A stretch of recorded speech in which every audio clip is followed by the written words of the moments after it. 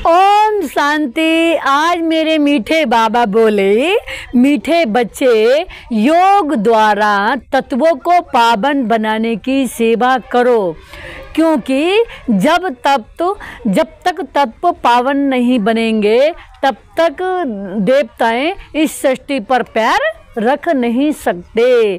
तो आज मेरे मीठे बाबा कह रहे हैं, क्योंकि ये दुनिया बहुत पवित्र दुनिया थी, बहुत शुद्ध दुनिया थी, अनंत श्रेष्ठ दुनिया थी, ये अनंत सुखों की दुनिया थी। तो इस दुनिया को अब फिर से पावन बनाना है और प्रकृति के 5 तत्वों को भी पावन बनाना है। तो जब तक प्रकृति के 5 तत्व पावन नहीं बनेंगे तब तक मेरे बाबा बोले, मीठे बाबा बोले, देवी देवताएं इस धरती पर आ नहीं सकते, पैर रख नहीं सकते। इसलिए क्या करना है, इन तत्वों को पावन बनाने की सेवा करनी है। पावन बनाने वाले हैं कौन? मेरे पिता परमात्मा। तो आज मेरे मीठे बाबा ने प्रश्न में दिया है, तुम्हारी नई राजधानी में किसी भी प्रकार की अशांति नहीं हो सकती है। क्यों? तो मेरे मीठे बाबा ने आज उत्तर में दिया है, क्योंकि वह रजाई तुम्हें बाप द्वारा वर्षे में मिली हुई है। तो ऐसी रजाई किसी को भी, बाबा ने कहा, मिल नहीं सकती। बाबा ने कहा जो हमें बाबा देते हैं, वरदाता बाप ने तुम बच्चों को अभी ही वरदान अर्थात वर्षा दे दिया है। तो बाबा कहते हैं जिस कारण वहाँ अशांति होती नहीं। कहाँ? सतयुग में। तो बाबा ने कहा ये तो केवल मेरे पिता परमात्मा ही दे सकते हैं, शांति के सागर ही दे सकते हैं, और कोई दे नहीं सकते। तो बाबा कहते हैं, आज मेरे मीठे बाबा ने कहा तुम बाप का बनते हो तो सारा वर्षा ले लेते हो, बाप का बनने से ही सारी प्राप्तियां हो जाती हैं। तो आज बाबा कह रहे हैं कि बाबा की याद से ही सारी प्राप्ति होनी है, और बाबा को भूले तो बाबा ने कहा कोई भी प्राप्ति हो नहीं सकती। तो बाबा कह रहे हैं, इसलिए एक बाबा कहते हैं कि मुझे याद करो। ओम शांति। बच्चे तो जानते हैं ना, जिसके हम बच्चे हैं उनको सच्चा साहेब भी कहते हैं। तो बाबा कहते हैं इसलिए आजकल तुम बच्चों को साहेबजादे भी कहते हैं ना। सच के ऊपर भी एक पीढ़ी है। बाबा ने कहा सच खाना, सच पहनना। तो बाबा कहते हैं भले ये मनुष्य की बनाई हुई है, परंतु यह बाप बैठ समझाते हैं। बच्चे जानते हैं कि बच्चे क्या जानते हैं? मेरे मीठे बाबा बोले ऊंचे ते ऊंचा बाप ही है, बाकी ऊंचा और कोई हो नहीं सकता। क्योंकि महिमा भी किसकी है? महिमा भी उस प्यारे शिव बाबा की है, जिसको रचयिता भी कहते हैं। बाबा कहते हैं पहले पहले हैं बच्चों की रचना। बाप के बच्चे हैं ना, सब आत्माएं बाप के साथ रहती हैं। तो बाबा कह रहे हैं उनको कहा जाता है बाप का घर, स्वीट होम। यह कोई होम नहीं है ना। तो बाबा कहते हैं बच्चों को मालूम है वे हमारा स्वीटेस्ट बाप है। कौन सा बाप है? स्वीटेस्ट बाप, स्वीट होम है ना। तो बाबा कहते हैं शांति धाम। फिर सतयुग में स्वीट होम होगा, क्योंकि वहाँ हर घर में शांति रहती है। मेरे मीठे बाबा बोले सतयुग में स्वीट धाम होगा। क्यों?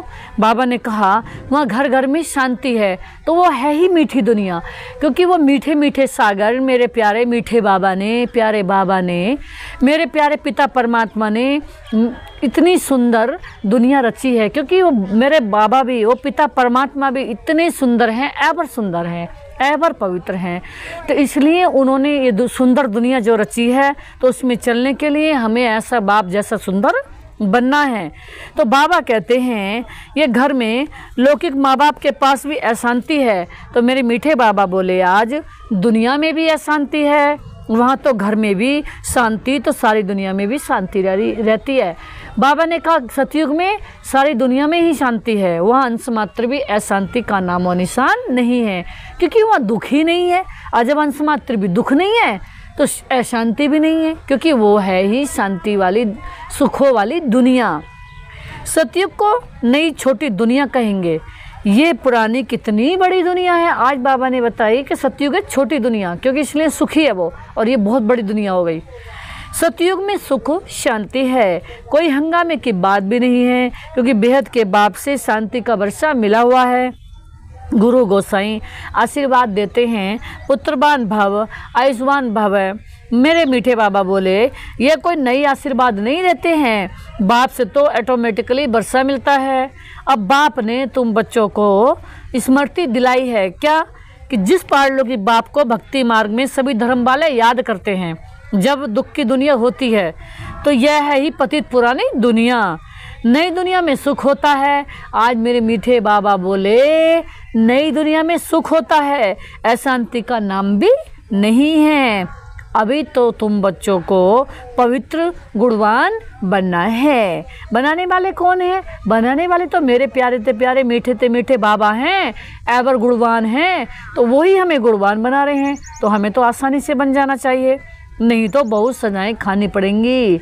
आज मेरे मीठे बाबा बोले बाप के साथ साथ धर्मराज भी हैं, वो हमारे पिता भी हैं, और जब गलती करते हैं तो वही धर्मराज के रूप में सजा भी देते हैं। तो हिसाब किताब चुकतुक कराने वाले भी हैं। ट्रिब्यूनल बैठती है ना, पापों की सजाएं तो ज़रूर मिलती है ना।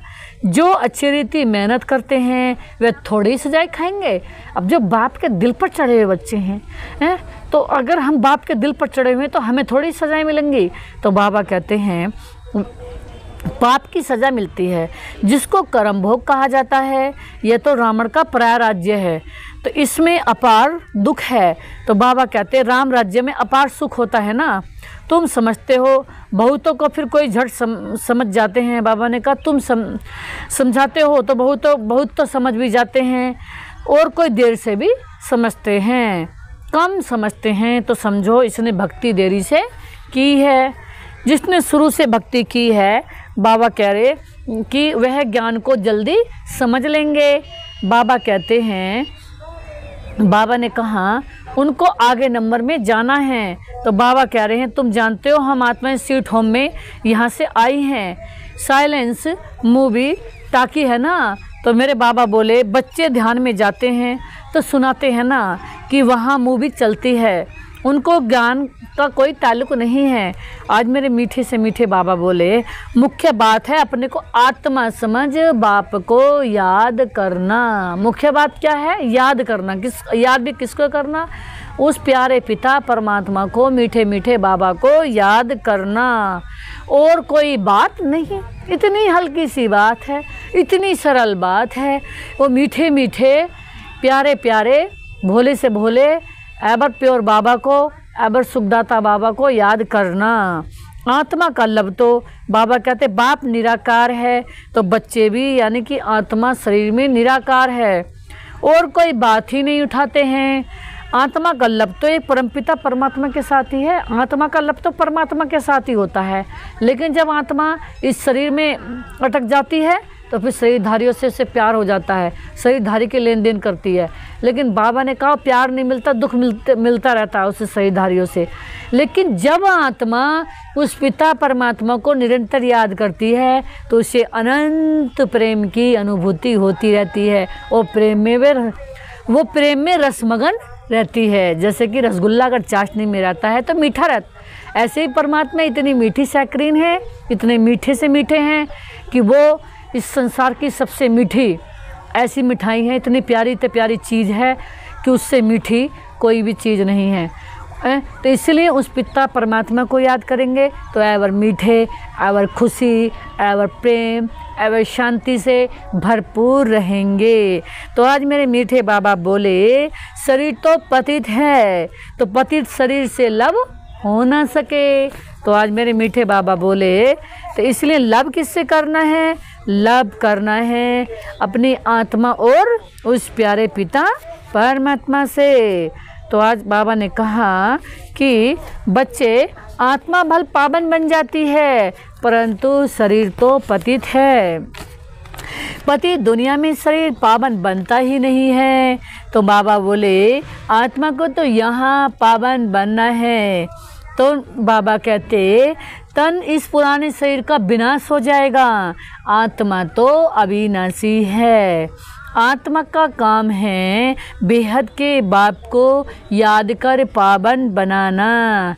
आत्मा पवित्र है तो शरीर भी पवित्र चाहिए। वह मिलेगा नई दुनिया में, क्योंकि यहाँ शरीर भी पुराना है तो आत्मा भी पुरानी हो गई है। तो आत्मा भल पावन बन जाए, आत्मा को तो एक पिता परमात्मा के साथ ही योग लगाना है। बस इस बाबा कहते बस इस पतित शरीर को तो टच भी नहीं करना है। आज मेरे मीठे बाबा बोले कि इस पतित शरीर को तो टच भी नहीं करना है। ये आत्माओं से बात कर रहे हैं। किससे बात कर रहे हैं बाबा? आत्माओं से। बाबा आत्मा को देखते हैं, शरीरों को नहीं देखते। बाबा किससे बात करते हैं? आत्माओं से। बाबा का मतलब किससे है? आत्माओं से, क्योंकि बाबा शरीरों को नहीं देखते, उनको आत्मा ही नज़र आती है सिर्फ शरीर में। तो हमें भी क्या करना है? अब दूसरे के अंदर देखनी है। तो बहुत सुंदर चमकता हुआ एक सितारा, मणि, ज्योति, बिंदु आत्मा देखना है। सबके अंदर एक बहुत सुंदर चमकती हुई जगमगाती ज्योति, बहुत सुंदर स्टार प्रकाश को देखना है। तो बाबा बोले कि इसलिए क्या करना है? बाबा ने कहा समझाने की बातें हैं ना, सतयुग से लेकर कलयुग तक शरीरों के साथ लटके। आज बाबा ने बहुत सुंदर बात बताई। सतयुग से लेकर जब गिरते गिरते गए तो बाबा ने कहा कलयुग तक शरीरों के साथ लटक गए। बताओ किसके साथ लटक गए? शरीरों के साथ। भले वहाँ आत्मा और शरीर दोनों पवित्र हैं, वहाँ विकार में जाते नहीं हैं, जिससे शरीर या आत्मा विकारी बने। आज बाबा ने बहुत सुंदर बात बताई। बाबा ने क्लैरिटी करी आज ज्ञान की। क्या? आज बाबा ने ओपनली बता दिया है, क्लियर किया है कि वहाँ कोई भी आत्मा शरीर में नहीं लटकती है, और यहाँ बाबा ने कहा शरीर में आत्मा लटक गई है। तो बाबा ने कहा इसलिए यहाँ क्या होता है? शरीर से मोह हो जाता है और आत्मा गंदी बन जाती है। तो बाबा ने कहा कि बल्लावाचारी भी होते हैं ना, टच करने नहीं देते हैं। तुम जानते हो उनकी आत्मा कोई निर्विकारी पवित्र नहीं होती है। बाबा ने कहा वे एक बल्लावाचारी पंथ है जो अपने को ऊंच कुल वाले समझते हैं, शरीर को भी टच करने नहीं देते हैं। ये नहीं समझते कि हम पवित्र, बाबा ने कहा वे नहीं समझते कि हम पवित्र हैं। बाबा ने कहा शरीर तो भ्रष्टाचार से ही पैदा हुआ है। केवल एक मेरे बाबा ही ऐसे हैं, एवर प्योर हैं, लेकिन शरीर हमारा भी भ्रष्टाचार से पैदा हुआ है। तो संपूर्ण प्योर तो केवल मेरे एवर प्योर बाबा ही हमें बना सकते हैं। तो बाबा कहते हैं ये बातें बाप आकर समझाते हैं। आत्मा पावन बनती जाती है तो फिर शरीर भी बदली करना पड़े।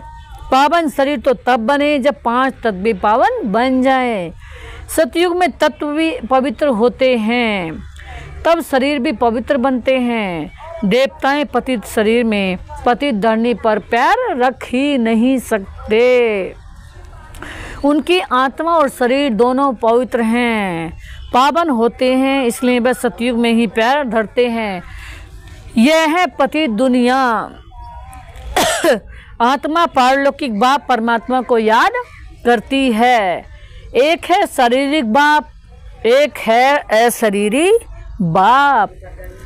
अशरीरी बाप को याद करते हैं ना, क्योंकि उनसे ऐसा सुख का बरसा जरूर मिला है, तो याद करने बिना रह नहीं सकते। याद किसकी आती है? याद उसकी आती है जिससे प्राप्ति होती है। तो बाबा से हमें निरंतर अनंत प्राप्तियां हुई हैं, जन्म जन्म पल पल। तो इसलिए याद किसकी आएगी? याद सिर्फ उस मेरे बाबा की आएगी। वो मेरा जो है, वो मेरे कौन है? मेरा मीठा बाबा, मेरा प्यारा बाबा, मेरे शिव बाबा, मेरे भोले भगवान। तो भल इस समय तमो प्रधान बने हैं तो भी उस बाप को जरूर याद करते हैं, परंतु फिर ये उल्टी शिक्षा मिलती है कि ईश्वर सर्वव्यापी है। अरे फिर इस बात में मूंझ पड़ते हैं कि मनुष्य मनुष्य ही बनता है।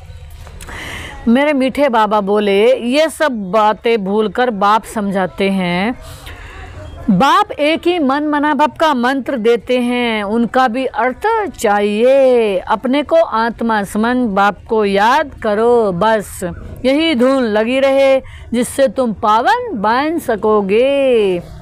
देवताएं पवित्र हैं ना, आप पाप आकर फिर से ऐसा पवित्र बनाते हैं।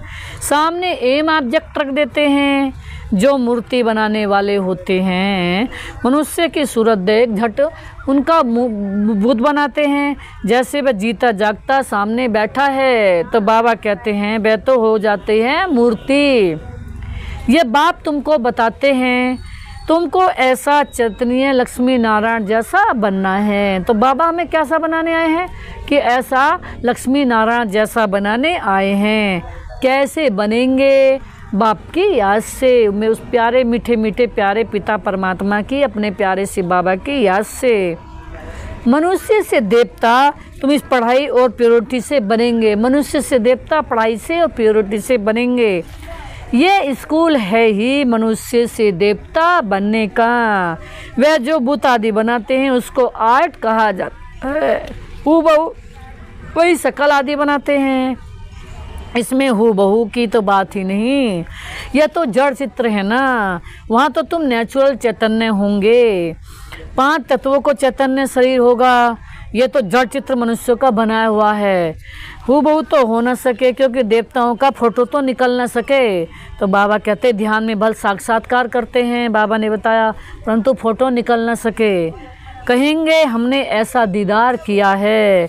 चित्र तो न खुद न और कोई बना सके। खुद ऐसा तब बने जब बाप से नॉलेज लेकर पूरी करेंगे। जब बाप से पूरी नॉलेज लेंगे तब बाप जैसा बनेंगे। तो हूबहू कल पहले मिसल बनेंगे ना। तो ये कैसी कुदरती वंडरफुल ड्रामा है। बाप बैठी कुदरती बातें समझाते हैं। मनुष्य को तो ये बातें ख्याल में भी नहीं रहती हैं। उन्होंने आगे जाकर माथा टेकते हैं, समझाते हैं। यह राज्य करके गए हैं परंतु कब यह पता नहीं है। फिर कब आएंगे व क्या करेंगे कुछ भी पता नहीं है। तुम जानते हो सूर्यवंशी चंद्रवंशी जो होकर गए हैं वे फिर से आएंगे, पार्ट बजाएंगे। बंडर है ना। तो बाप समझाते हैं ऐसा पुरुषार्थ करने से तुम सो देवता बनेंगे। एक्टिविटी वही चलेगी जो सतयुग त्रेता में चली है। कितना वंडरफुल ज्ञान है। ये बुद्धि में ठहरे भी तब जब दिल की सफाई हो। बाबा ने कहा यह ज्ञान बुद्धि में कब ठहरेगा? जब दिल की सफाई हो। सबकी बुद्धि में ये बातें ठहर ना सकें। मेहनत चाहिए ना। मेहनत बिगर कोई फल थोड़े ही मिल सकता है। बाप तो पुरुषार्थ कराते हैं। भल ड्रामानुसार ही होता है परंतु पुरुषार्थ तो करना होता है। ऐसे थोड़े ही बैठ जाएंगे। ड्रामा में होगा तो पुरुषार्थ जरूर चलेगा। अरे पुरुषार्थ तो तुमको करना है। मेरे मीठे बाबा बोले आज पुरुषार्थ और प्रारब्ध होती है। पहले बाबा ने कहा पुरुषार्थ फिर फल। मनुष्य पूछते हैं पुरुषार्थ बड़ा या प्रारब्ध बड़ी, लेकिन बाबा कहते हैं पुरुषार्थ बड़ा है। अब बड़ी तो प्रारब्ध होती है परंतु पुरुषार्थ को बड़ा रखा जाता है जिससे प्रारब्ध बनती है। हर एक मनुष्य मात्र को पुरुषार्थ से ही सब कुछ मिलता है। कोई ऐसे भी पत्थर बुद्धि हो जो पढ़ते हो उल्टा उठा लेते हैं। मेरे मीठे बाबा बोले आज समझा जाता है इनकी तकदीर में नहीं है। टूट पड़ते हैं। यहाँ बच्चों को कितना पुरुषार्थ करना है। रात दिन समझाते रहते हैं अपने करैक्टर्स ज़रूर सुधारने हैं। आज मेरे मीठे बाबा ने कहा कि बाबा सुधारने वाले बाबा बैठे हैं क्योंकि एवर प्योर वही हैं, काम उनका ही है। अंश मात्र भी कोई हमें सुधार नहीं सकता, ना पवित्र बना सकता। तो ऐसे बाबा की याद में रहना है। नंबर 1 करैक्टर है पावन बनना। तो देवताएं तो है ही पावन। फिर जब गिर पड़ते हैं करैक्टर्स बिगड़ते हैं तो एकदम पतित बन जाते हैं। अभी तुम जानते हो हमारा तो A1 करेक्टर था। आज बाबा ने बताया कैसा करेक्टर था हमारा, बिल्कुल 100% प्योर A1 नंबर 1, जिसे बाबा ने कहते हैं ना कि A1 क्वालिटी की चीज़ है, सबसे नंबर 1 चीज़ है, सबसे फर्स्ट क्लास चीज़ है, एकदम बिल्कुल 100% फर्स्ट क्लास। ऐसे ही हमारा करेक्टर था। फिर एकदम गिर पड़े। सारा मदार है पवित्रता पर, इसमें ही बहुत डिफ़िकल्टी होती है। मनुष्य की आंखें बहुत धोखा देती हैं। बाबा ने कहा क्योंकि रावण का राज्य है ना, वहाँ तो आंखें धोखा ही नहीं देती हैं। ज्ञान का तीसरा नेत्र मिल जाता है, इसलिए रिलीजन इज माइट कहा जाता है। सर्वशक्तिमान बाप ही आकर के यह देवी देवता धर्म स्थापन करते हैं। भल करती तो सब आत्मा है, परंतु मनुष्य के रूप में करेगी। वह बाप है ज्ञान के सागर। देवताओं से इनकी महिमा बिल्कुल ही अलग है। तो ऐसे बाप को क्यों याद नहीं करना चाहिए। तो जो बाप महिमा के सागर हैं, जो सबके पिता हैं, सबके मालिक हैं, सबके रक्षक हैं, तो सबके सहारे हैं, तो ऐसे पिता को याद करते रहना ही चाहिए। उनको ही नॉलेजफुल भी कहा जाता है, बीज रूप भी कहा जाता है। उनको सत्यचित आनंद भी कहा जाता है। झाड़ का बीज भी है ना, उनको झाड़ का मालूम तो है ना, क्योंकि झाड़ के बीज वही हैं, परंतु वह है जड़ बीज। उनमें आत्मा जैसे जड़ है, मनुष्य में है चैतन्य आत्मा। चैतन्य आत्मा को ज्ञान सागर भी कहा जाता है। झाड़ जैसे छोटे से बड़े होते हैं तो जरूर आत्मा है, परंतु बोल नहीं सकती। परमात्मा की कितनी महिमा है, ज्ञान के सागर है ना, यह महिमा आत्मा की नहीं है। परम आत्मा माना परमात्मा की गाई जाती है, फिर उनको ईश्वर आदि कहते हैं। असुल नाम है परम पिता परमात्मा। परम अर्थात सुप्रीम। महिमा से महिमा भी बड़ी भारी करते हैं। अब दिन प्रतिदिन महिमा भी कम होती जाती है, क्योंकि पहले बुद्धि सतो थी, फिर रजो तमो प्रधान बन जाती है। ये सब बातें बाप आकर समझाते हैं। मैं हर 5-4 वर्ष बाद आकर पुरानी दुनिया को नई बनाता हूँ। गायन भी है ना, सतयुग आदि भी सत, होशी भी सत। कोई पौड़ी अच्छी बनाई हुई है, क्योंकि वह तो फिर इतने भी पतित नहीं हैं। पीछे आने वाले इतने पतित नहीं बनते हैं। भारतवासी ही बहुत सतो प्रधान थे, फिर बहुत जन्मों के अंत में तमो प्रधान बने हैं। और धर्म स्थापकों के लिए ऐसा नहीं कहते। तो आज मेरे मीठे बाबा बोले वह न इतना सतो प्रधान बनते हैं और न इतना तमो प्रधान बनते हैं। न बहुत सुख देखा है और न बहुत दुख देखा है। आज मेरे मीठे बाबा बोले न उन्होंने सुख देखा है न दुख देखा है।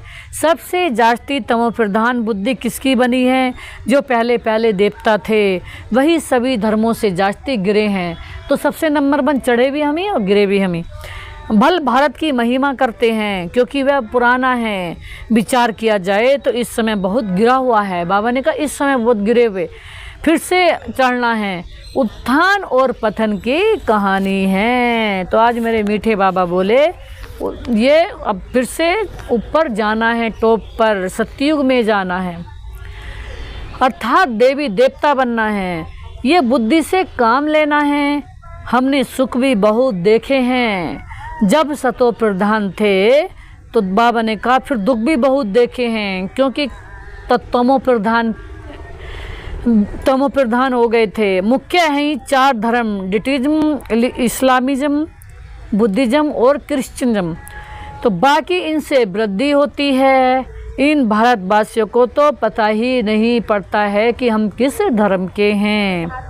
धर्म का मालूम न होने के कारण धर्म ही छोड़ देते हैं। वास्तव में सबसे मुख्य धर्म यह है, परंतु अपने धर्म को ही भूल गए हैं। तो समझू सियाने हैं, वह समझते हैं, उनको अपने धर्म में विश्वास नहीं है। नहीं तो भारत क्या था, अभी क्या बना है। बाप बैठ समझाते हैं, बच्चे तुम क्या थे। सारी हिस्ट्री बैठ समझाते हैं, तुम देवता थे ना, आधा कल्प राज्य किया, फिर आधा कल्प के बाद रावण राज्य में तुम धर्म भ्रष्ट कर्म भ्रष्ट बन गए हो। अभी फिर तुम दैवी संप्रदाय के बन रहे हो। भगवानु बाच, बाप कल्प कल्प तुम बच्चों को ही समझाकर ईश्वरीय संप्रदाय बनाते हैं। बाबा ने कहा तुम बच्चों को बाबा क्या बनाते हैं? ईश्वरीय संप्रदाय बना रहे हैं। अच्छा, मीठे मीठे सिकिल दे बच्चों प्रति माता पिता बाप दादा का याद प्यार, गुड मॉर्निंग, नमस्ते बाबा नमस्ते, शुक्रिया बाबा शुक्रिया, आपका अनंत अनंत शुक्रिया, अनंत थैंक्स, पद्मा पदम थैंक्स। धारणा के लिए मुख्य सार है, पहली पॉइंट्स है अपने दिल की सफाई से बाप के वंडरफुल ज्ञान को जीवन में धारण करना है।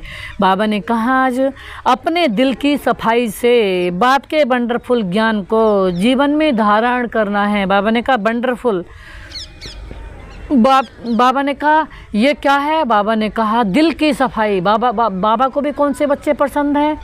जो दिल की सफाई वाले हैं। पुरुषार्थ से ऊंच प्रारब्ध बनानी है, ड्रामा कहकर ठहर नहीं जाना है। रावण राज्य में क्रिमिनल आंखों के धोखे से बचने के लिए बाबा कह रहे हैं, रावण राज्य में क्रिमिनल आंखों के धोखे से बचने के लिए ज्ञान के तीसरे नेत्र से देखने का अभ्यास करना है। आज मेरे मीठे बाबा बोले कि तीसरे नेत्र से दिव्य बुद्धि से आत्मा को देखना है। आज मीठे बाबा ने कहा आगे पवित्रता जो नंबर 1 करैक्टर है उसे ही धारण करना है। बाबा ने कहा नंबर 1 जो हमारा करैक्टर है वो है संपूर्ण पवित्र बनना, यानी कि फुल प्योर बनना, फुल सकारात्मक 100% शुद्ध बनना। तो आज मेरे मीठे मीठे बाबा वरदान दे रहे हैं, ब्राह्मण जन्म की जन्म पत्री को जान, सदा खुशी में रहने वाले श्रेष्ठ भाग्यवान भव। ब्राह्मण जन्म की जन्म पत्री को जान, सदा खुशी में रहने वाले श्रेष्ठ भाग्यवान भव। तो कौन सी आत्माएं हम? सदा श्रेष्ठ भाग्यवान। तो मेरे मीठे मीठे बाबा आगे बोले हैं ब्राह्मण जीवन नया जीवन है। ब्राह्मण आदि में देवी देवता हैं और अभी बीके हैं। आज मीठे बाबा ने कहा आदि में देवी देवता हैं और अब क्या है? बीके, माना ब्रह्मा कुमार कुमारियाँ। तो ब्राह्मणों की जन्म पत्री में तीनों काल ही अच्छे से अच्छे हैं। कैसे? अभी ब्राह्मण हैं, फिर देवी देवता होंगे और बीके भी हैं। तो बाबा ने कहा तुम्हारे तीनों काल कैसे हैं? तीनों काल अच्छे से ही अच्छे हैं। तो आज आगे मेरे बाबा ने बोला जो हुआ वह भी अच्छा और जो हो रहा है वह भी अच्छा और जो होगा वह बहुत अच्छे से अच्छा होगा। तो बाबा कह रहे हैं तीनों काल ही बहुत अच्छे हैं। ब्राह्मण जीवन की जन्म पत्री सदा ही अच्छी है, सदा ही अच्छी है। गारंटी है ना? क्या? तो सदा इसी खुशी में रहो कि स्वयं भाग्य विधाता बाप ने, किसी खुशी में रहो, इसी खुशी में रहो कि स्वयं भाग्य विधाता बाप ने भाग्य की श्रेष्ठ रेखा खींच दी। भाग्य विधाता बाप ने श्रेष्ठ भाग्य की रेखा खींच दी, अपना बना लिया। तो स्वयं भगवान ने हमारा भाग्य बनाया है। तो हम पर कितने अनंत एहसान हैं भगवान के कि उन्होंने हमें अपना बना लिया और इतनी दिव्य बुद्धि दी। तो सारी कमाल किसकी है? ये अनंत कमाल किसकी है? मेरे पिता परमात्मा की। सब वही महिमा के सागर हैं, हर पल हर क्षण सब उनकी ही महिमा है। वो ही महिमा के योग्य हैं जिन्होंने हमें ऐसा बनाया। तो सब उनकी ही कमाल है, ये उनकी ही देन है। तो आज स्लोगन में मेरे मीठे बाबा ने दिया एक रस स्थिति का अनुभव करना है तो एक बाप से सर्व संबंधों का रस लो। आज मेरे मीठे बाबा ने बहुत सुंदर बात बताई स्लोगन में भी। अगर एक रस स्थिति का अनुभव करना है, अपने जीवन में बहुत ही 100% अच्छा बनना है, मीठा बनना है, खुश नसीब बनना है, धनवान बनना है, तो 100% भगवान पर विश्वास रखो। 1% भी बाबा ने कहा कमी नहीं, 1% की भी लीकेज नहीं, क्योंकि हमें 100% भगवान पे विश्वास होना चाहिए। यानी कि 100% भगवान से सब संबंध निभाने हैं। तो बाबा ने कहा आज जो बच्चे सर्व संबंध मेरे से रखते हैं तो सर्व संबंधों से ही उन्हें अनंत पालना मिलती है, अनंत खुशियाँ मिलती हैं। तो अंश मात्र भी बाबा के सिवाय किसी से भी हमें कुछ ना मिला है और ना मिलने वाला है। तो सर्व संबंधी हमारा कौन हो गया? बाबा। उस सारे संबंधों से ही हमें हर पल देते हैं, हर पल हमारा ध्यान रखते हैं। तो ऐसे मीठे बाबा को हमें सब संबंधों से याद करते रहना है और सबको सब संबंधों की याद दिलाते रहना है, क्योंकि बाबा ही एक ऐसा है सब संबंधों का सागर है। ओम शांति, ओम शांति।